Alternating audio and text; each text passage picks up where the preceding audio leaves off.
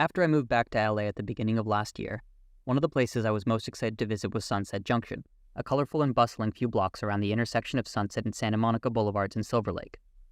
Originally developed as a streetcar suburb, the area has always had the density to make it a fun place to be. Despite its numerous hills, Silver Lake is peppered with a network of public staircases to give residents access to shops and what used to be transit stops.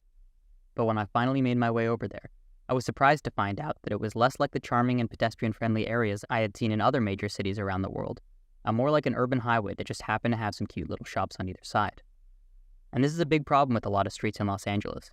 They simultaneously want to be a place to go and a place to pass through, to make it a destination, but also a place to journey through. So, during your time in Sunset Junction, you might go to a cafe in the morning, or stop at a thrift store, or eat some lunch outside. But all the while, you'll hear the not-so-distant roar of cars speeding by, smell the ever-present fumes of burning fuel, and feel the constant sense of potential danger that not 20 feet beside you are dozens of machines capable of killing you in an instant.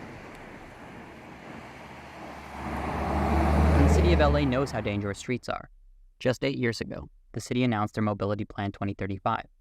The plan sought to improve 3,137 miles of streets to make them safer, more convenient, and more comfortable for all modes of transportation, from driving to busing to walking to cycling. The city initially estimated a 20-year timeline for the project, but we're almost a decade into it, and they've only installed 3% of their proposed changes. That puts us on pace for a 200-year timeline. And that's something that's just not okay. In 2022 alone, more than 300 people died in Los Angeles due to traffic violence, a number that's been climbing for years. On top of that, car crashes are the leading cause of death for children in LA. And the most painful part of it all is that this is all completely preventable. We've sacrificed the safety and livability of our streets just to shave a minute off our commute times when driving. We allow private automobiles, which weigh thousands of pounds and can reach speeds of over 100 miles per hour, to take precedence over people on our public roadways. So even LA's flagship streets, where throngs of people flock to visit the most vibrant and textured parts of our neighborhoods, are still designed primarily for cars to use as a highway. And it's really easy to just excuse that as normal if this type of infrastructure is what you're used to. You would never want to have lunch directly next to a New York City subway track. So why would you want to next to a 45-mile-per-hour throughway? And that's not even to mention the fact that LA is pretty much perfect weather year-round. It's so pleasant to be outside, but we don't take advantage of that. And with 50% of our daily trips measuring to under 3 miles, many would leave their car at home if they had a safer alternative. Instead, we build dangerous spaces where it's more comfortable to be in an air-conditioned projectile than to be outside.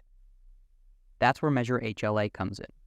A ballot measure in this upcoming 2024 election simply requires LA to actually implement its Mobility Plan 2035 whenever the city does work to a street.